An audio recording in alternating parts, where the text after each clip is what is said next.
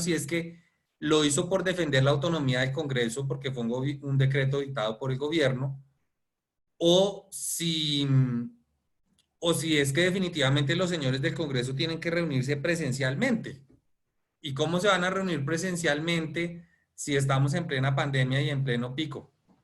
Entonces, hay unas decisiones completamente desafortunadas y allí el punto de fondo, digamos, sí es una intromisión del juez constitucional en las atribuciones y en las competencias generales de las otras ramas y órganos del poder público. Y entonces sí, evidentemente hay un gobierno de los jueces. Hay que reconocerlo. Pero por eso llamaba la atención de pues, la condición de los que son magistrados. Entonces, ese sí ha sido un punto bastante neurálgico. Y cuando les decía que la Constitución no quedó bien hecha es por la cantidad de cortes, entre otras cosas. Porque entonces el señor es magistrado de la Corte y después va a la Corte Suprema o después de la Corte Suprema salta a la Corte Constitucional y después aspira a la política. Entonces imagínense un magistrado que pueda aspirar a ser elegido congresista o a ser elegido presidente. Eso ya quedó modificado porque hubo un magistrado que fue muy reconocido, muy importante, un gran trabajo excepcional en la Corte Constitucional y después fue candidato político. No, un gran señor, un hombre pues con una formación muy sólida, pero ese mensaje no está bien, porque el juez, digamos, la imagen que tenemos de la justicia vendada con su poder, con la espada, debe permanecer, a pesar de que estamos en la época de la Cuarta Revolución y a pesar de los cambios y de los hechos sociales que nos están transformando. El tema procesal es muy, muy importante porque es la efectividad de los derechos sustanciales, si están o no reconocidos en la Constitución o en una ley que tiene una categoría superior. Entonces, evidentemente, sí existe ese gran riesgo de la intromisión de los jueces, pero pues también, como les decía, hay que rescatar cosas positivas. Este tema de la salud realmente sí también ayuda a la democracia porque es la lucha contra la pobreza. Entonces, alguien preguntaba, fue una pregunta anterior que respondí, le dije, no estoy seguro del estudio que conecte el tema de la salud con el tema de la pobreza, pero tiene que haber alguna conexión. Y evidentemente, pues, ha mejorado la cobertura, por ejemplo, el acceso en materia de salud. Ahora, el acceso está garantizado, 98%, cobertura cercana al 90%. Ahí viene ya otro problema, la calidad. Porque es que entonces a los médicos, que son los grandes damnificados con todo este tema, les exigen una cuota de producción muy alta, de manera que no es fácil. Es decir, les decía, las necesidades son ilimitadas, ese es un problema de la economía y más en Colombia, y los recursos son limitados, son insuficientes, pero pues se trata de funcionar y de ordenar con lo que tenemos. Pero pues en vista del proceso que están viviendo, pues es un proceso muy interesante y ojalá pues resulte lo mejor. Eso en cuanto al tema de la intromisión y de dictar políticas públicas por parte de los jueces. ¿Había otro interrogante, Luis? No estoy seguro. Había una que estaba referida justamente a los temas de salud pública. Si era Ah, el de las que tiene, exclusiones, correcto. Ya, de exacto, una reforma del año exacto. 2017. Aprovecho para hacerles un comentario. Hace unos años estuve en Chile y me traje mi pocillo de Chile, mi mug. Con la venia tuya voy a tomar un café. Entonces voy a copiar en el chat la ley 1751 que les mencionaba que erigió el derecho a la salud, le dio finalmente el carácter jus fundamental. En esa ley 1751, ahí lo acabo de copiar y mandar pero no quedó todo copiado. Espérame. Sí, quedó todo, ¿no? Está el artículo 15 que establece cuál es el procedimiento para la exclusión, porque evidentemente, y en salud sí que pasa eso, ¿no? en salud los costos son muy altos y sobre todo por las nuevas tecnologías. Entonces, no hay un sistema de salud perfecto. Todas las enfermedades y todas las tecnologías, imposible. Eso no lo lograron, no lo han logrado los japoneses. En Estados Unidos no sé cuánto dinero es que gastan para el tema de la salud y asistimos, nosotros lo vemos desde las noticias, pues que ese es un problema gigantesco que concita debates en las campañas políticas, a pesar de la gran cantidad de recursos. Entonces, no existe la fórmula mágica salvadora. Ese artículo que les copié habla que el sistema debería garantizar el derecho fundamental a la salud a través de la prestación de servicios y tecnologías, donde se permita la atención de todo, pero que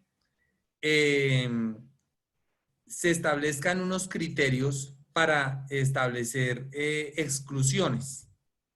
Entonces, allí en este artículo 15, donde están los numerales, pues se habla que no tenga como finalidad, que tengan como finalidad un tratamiento cosmético o suntuario, que no exista evidencia científica sobre su seguridad y eficacia clínica, que no haya una evidencia sobre la efectividad, que el uso no haya sido autorizado, ahora que estamos con esto del COVID, que se encuentre en fase de experimentación, que sean servicios prestados en el exterior. Es que hubo una tutela de una persona que tenía un problema en la laringe y el juez le ordenó a la EPS, que es la aseguradora en temas de salud, que después le cobra al Estado, que le garantizara un tratamiento médico en Houston.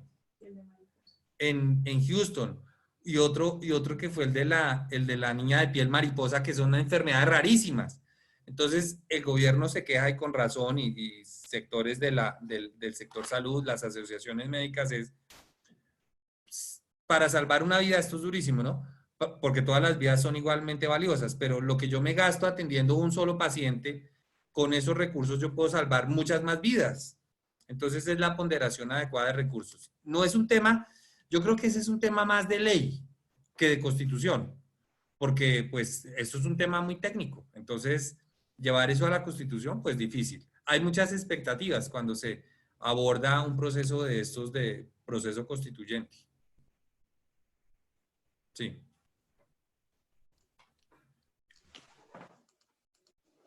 Ok, Jorge, muchas gracias por tu respuesta.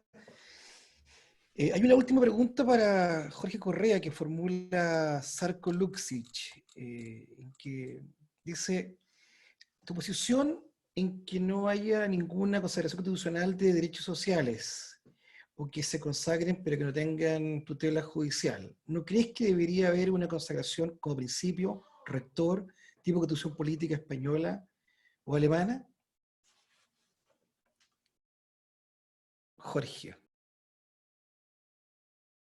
¿Hay que contestarle a Sarko Luksic? No, No, si no habría discriminación. Me río, es amigo mío.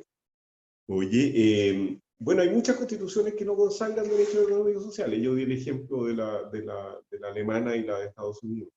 Y no están ciertamente condenados por ello por ningún organismo internacional, ni creo que hay condena. Lo importante es que los estados aseguren estos derechos. Yo creo que la posición que Sarko me pregunta que yo tome es lo que puse en disposición, ¿no?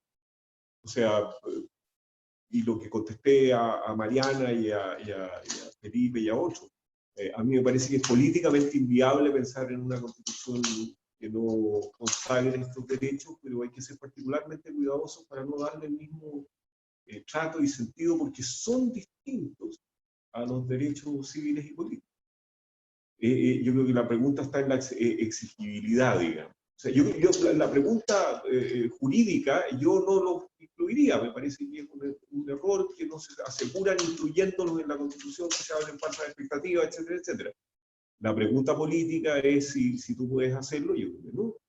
Que no hay viabilidad para aquello, para tener una buena constitución o una mejor constitución, que hay que incluirlo, pero creo que hay que ser particularmente cuidadoso en no consagrarlos al modo de los derechos civiles y políticos, donde típicamente lo que tú sancionas es un acto del Estado que los vulnera claramente, que es la detención arbitraria, ¿no es cierto?, que es la privación de propiedad, que es el atentado a la libertad de expresión, etcétera, etcétera. Lo que hay aquí son demandas de prestaciones.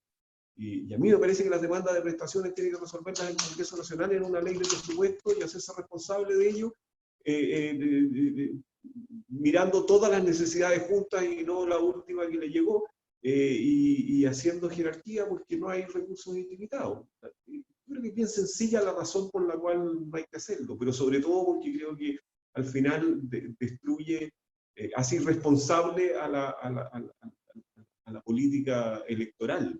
Yo creo que eso le hace mucho daño a la democracia. Yo creo que la democracia tiene que hacerse cargo de hacer las dramáticas elecciones que tiene que hacerse en materia de política pública y en materia de presupuesto. Tiene que marcar las preferencias, tiene que haber programas políticos.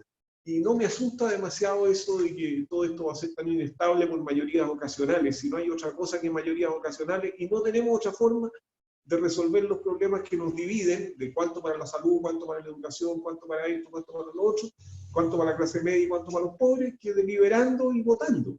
Lo que pasa es que la deliberación está muy mala, digamos, entonces terminamos en otro foro resolviendo los problemas que deberíamos resolver más responsablemente en los foros deliberativos. Ese es lo que yo veo como debilidad en la política chilena. Ahora es bien difícil hacerse cargo de eso. Yo creo que nunca hemos tenido una política con una participación electoral muy fuerte que no termine tensionada y rota. Tuvimos una democracia muy elitista hasta fines de los 60, y finalmente la democracia terminó por incluir a todos, pero explotó porque no cabían todas las demandas en el sistema, y después tuvimos una democracia protegida y funcionó, pero hoy día estamos al descampado discutiendo los problemas más de fondo con toda la gente participando y los estamos discutiendo mal. La pregunta es si vamos a poder tener democracia participativa y masiva. Yo creo que esa es la pregunta constitucional del millón, y cómo le hacemos para ordenar esa forma de deliberar y de resolver los problemas. Perdón que me haya extendido a otros puntos, pero me parece que son de verdad importantes en la discusión constitucional. Estamos con la política mal constituida. Y eso es lo que tenemos que corregir, pero primero tenemos que tener un diagnóstico de por qué se nos echó a perder la cuestión, o si alguna vez la tuvimos buena.